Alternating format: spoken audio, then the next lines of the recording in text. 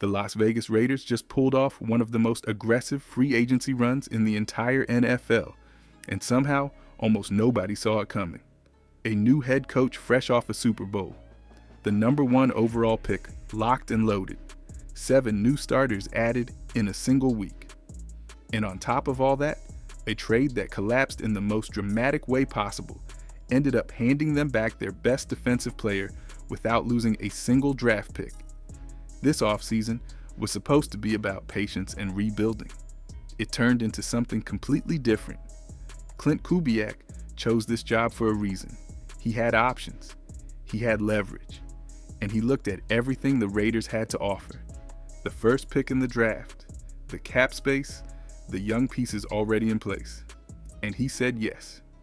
Now pair that with Fernando Mendoza, the Heisman Trophy winner, national champion. 41 passing touchdowns and just 6 interceptions, walking into a system designed to make quarterbacks look elite. Kubiak turned journeymen into MVP candidates. He turned rosters with less talent than this one into championship teams. And now, he has the most talented quarterback he has ever coached, before the kid even takes his first NFL snap. But what makes this offseason truly special is not just the quarterback or the coach. It is the depth of what they built around them. A record-breaking center signing. A linebacking duo that nobody in the AFC West is ready for. An edge rush that finally gives Max Crosby something he has never had. And one quiet signing from Seattle that tells you exactly how this coaching staff thinks about winning. Every single move connects. And it all starts with the man who is about to change the entire direction of this franchise. But before we get into that, hit that like and subscribe button for more Raiders and all the NFL content. Let's aim for 500 likes on this video. Every quarterback taken first overall carries pressure. But Fernando Mendoza is not walking into a broken situation. He is walking into a system that was built for exactly the type of passer he already is. 6'5", 240 pounds, with a back shoulder throw that most NFL quarterbacks never figure out. That is his best throw, the one that separates him from every other prospect in this class. Curt Cignetti developed him at Indiana using run-pass options, bubble screens, and deep shots. But scouts also saw pro concepts, read progressions, and NFL-level timing on tape. He is not a project. He is ready to compete from day one. Now here's where it gets interesting. Klint Kubiak took Sam Darnold in Seattle and built the entire offense around his strengths: play action bootlegs, West Coast concepts, a heavy run game that set up explosive passes down the field. He did not force Darnold into something he was not. He let him play free, and Darnold had the best season of his career, an MVP caliber year that ended with a Super Bowl ring. Before that, Derek Carr had the best month of his entire career under Kubiak in New Orleans before injuries ended his run. The pattern is clear. Kubiak does not need a perfect quarterback. He needs a willing one. And now he has the most physically gifted one he has ever worked with. If the Raiders want to ease Mendoza in, Kirk Cousins can hold it down for 5 to 8 weeks. He knows this style of offense from his years with Kevin O'Connell in Minnesota. He was a great mentor to Michael Penix Jr. in Atlanta. Zero ego, zero drama. But make no mistake, this is Mendoza's team the moment he steps on the field. And the pieces being built around him are about to make that transition even smoother. 3 years, $81 million. That is what the Las Vegas Raiders paid to bring in Tyler Linderbaum, making him the highest paid interior offensive lineman in NFL history. And he is worth every single penny. Linderbaum is not your typical center, who just anchors in the middle and holds his ground. He is an athletic freak who gets out to the second level and runs over linebackers in the open field. He said it himself. He came to Las Vegas because he believes in what this coaching staff is building. He called the facility unbelievable, said it already feels like home, and made it clear that Coach Kubiak's system fits his skill set perfectly. Now think about what this does for Ashton Jeanty. Last season, 975 rushing yards and 5 touchdowns, but only 3.7 yards per carry. That number tells you everything. Every single time he touched the ball, defenders were already in his face. The offensive line could not create space. The coaching could not adjust. And still, against the Houston Texans, one of the best defenses in football, he went off. The talent was never the question. The blocking was. That problem just got solved. Linderbaum slides in at center. Jackson Powers Johnson moves to guard, a position where he is a natural fit and can dominate. Colton Miller locks down another spot. That is 3 legitimate starters protecting the quarterback and opening running lanes.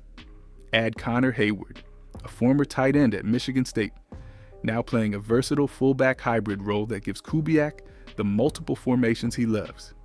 This offensive line went from one of the biggest weaknesses in the league to a genuine strength in one offseason. And the running back behind them is about to show the NFL what he really looks like with room to operate. Everybody keeps saying the Las Vegas Raiders do not have a true number 1 wide receiver. And technically, that is correct. But here's what those people are missing. You do not need a traditional number 1 when your offense is designed to spread the ball around and your best weapon lines up at tight end. Brock Bowers is one of the best receiving tight ends in the entire NFL. He produced with Geno Smith, with Gardner Minshew, with Aiden O'Connell.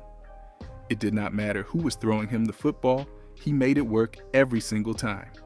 He is a franchise caliber piece, and with a real quarterback throwing to him, those numbers are about to jump even higher. Now layer in the speed. Jalen Nailor comes over from the Minnesota Vikings on a 3-year, $35 million deal. He averaged 15 yards per catch last season with 4 receiving touchdowns, while playing behind Justin Jefferson and Jordan Addison. He is the deep threat burner that Kubiak has always wanted. In New Orleans, he loved Rashid Shaheed for exactly this role. In Seattle, he pushed to trade for Shaheed. Now he has Nailor filling that same spot. Pair him with Trey Tucker, who put up 700 receiving yards and 5 touchdowns last season, playing behind a struggling offense with no stability at quarterback. That is borderline 1,000-yard pace under normal conditions. Then you still have Jack Besh out of TCU, a young receiver who barely got snaps under the previous coaching staff because veterans kept getting the opportunities over him. Michael Mayer deserves more work at tight end too. And 2 tight end sets are absolutely coming, with Kubiak calling the shots. This draft class is loaded at receiver, so adding another weapon in round 2 or 3 is very realistic. The cupboard is far from empty. For years, the Las Vegas Raiders had a massive problem at linebacker. Last season, Jamal Adams, a former safety, was starting games at the position. That is not a knock on Adams. He is a talented player. But asking a safety to fill a true linebacker role against some of the most dangerous offenses in football is a recipe for disaster.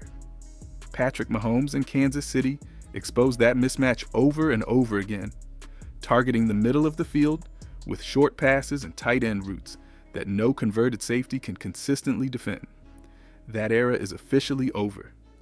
Quay Walker arrives from the Green Bay Packers on a 3-year, $40 million deal with $20 million fully guaranteed, 58 solo tackles, 2.5 sacks, and a reputation as one of the most physical run stoppers at the position. He is a true thumper who thrives in third and short situations and goal line stands. The kind of linebacker who makes offenses uncomfortable just by lining up. Now reunite him with his college teammate from Georgia, Nakobe Dean, who comes over from the Philadelphia Eagles on a 3-year, $36 million deal. Dean is a completely different animal. He rushes the passer, covers tight ends on crosses underneath, and when he is fully healthy, he wrecks entire game plans by himself. The injury history is real, but healthy Dean is a top-tier playmaker. This pairing matters because of the division they play in. Bo Nix and Sean Payton in Denver love to run the football and attack with Evan Ingram at tight end. Justin Herbert and the Chargers have punished Las Vegas up front for seasons. Now you have 2 linebackers who can control the line of scrimmage, shut down the run, and hold up in coverage.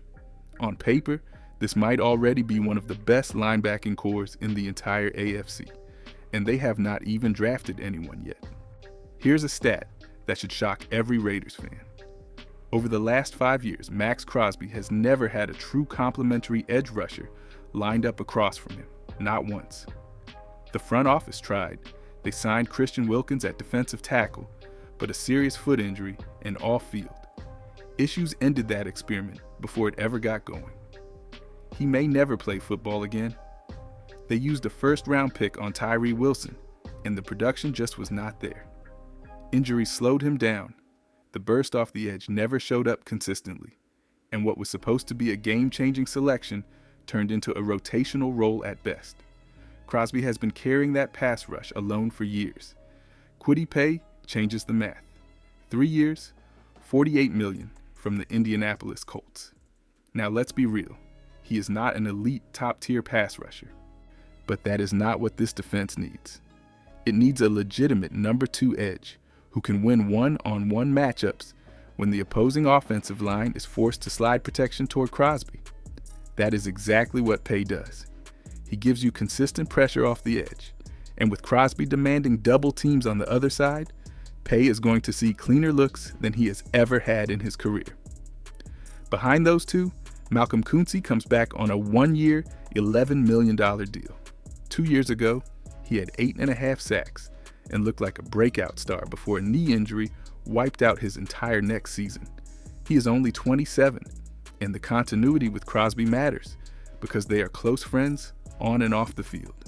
Add Wilson as a rotational piece, and suddenly you have 4 deep at edge rusher.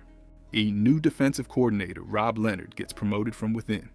Same voice, same culture, same understanding of this division, and the front 7 just got dangerous. The trade was agreed upon. 2 first-round picks, one in 2026 and one in 2027, heading to Las Vegas in exchange for Max Crosby. He flew to Baltimore. He took the physical, and then the entire deal fell apart. The Ravens pulled out, citing the results of that physical. Crosby played the majority of the 2025 season on a torn meniscus. He had surgery in January. He is already doing light leg workouts and heavy upper body lifting, on pace to be fully cleared by late July. So was this really about health, or was it something else entirely?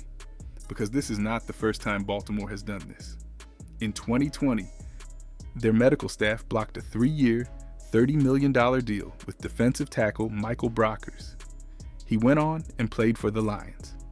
In 2018, when Eric DeCosta was assistant GM under Ozzie Newsome, they nullified a 4-year, $29 million deal with wide receiver Ryan Grant. And all the way back in 2005, they failed guard Roberto Garza on a physical 1 year after knee surgery.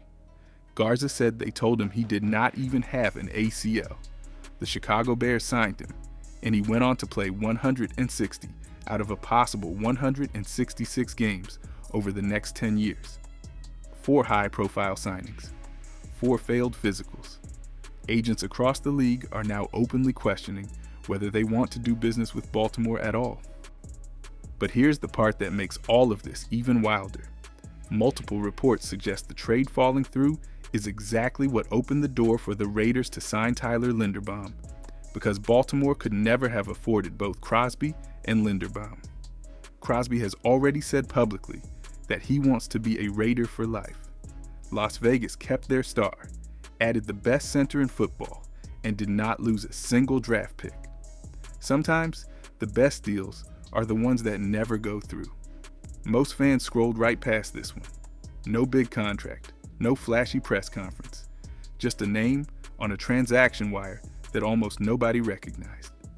Derek Young, 27 years old, 6'2", 244 pounds, runs a 4.440 yard dash. A 7th round pick out of D, Lenoir Rhyne, who played 42 career games with the Seattle Seahawks and never made a single start. 4 catches for 72 yards across 3 seasons. On paper, it looks like nothing.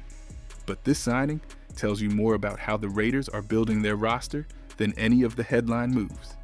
Young was Seattle's primary gunner on special teams last season. Every time the Seahawks punted, he was the guy flying down the field, like a missile trying to make a play. In the NFC Championship game against the Rams, a muffed punt happened, and Young was already there, sprinting down the right sideline, making an impact on a play that mattered in January football. In college, every single coach at Lenoir-Rhyne found ways to put the ball in his hands. Running back, receiver, returner. When you are the best athlete on the field at that size with that speed, coaches figure it out. He was also a 300-meter hurdler and a basketball player in high school. New special teams coordinator Joe DeCamillis demands aggression and competition from every player on his unit. Young is exactly that kind of player. A chip on his shoulder guy who clawed his way onto an NFL roster from a D2 school and just won a Super Bowl. This is the Clint Kubiak connection in its purest form. From Tyler Linderbaum at $81 million to Derek Young at the very bottom of the roster, every signing shares the same DNA. Toughness, versatility, and a hunger to prove something. The Las Vegas Raiders are not just collecting talent, they are building a culture. And this offseason is only the beginning.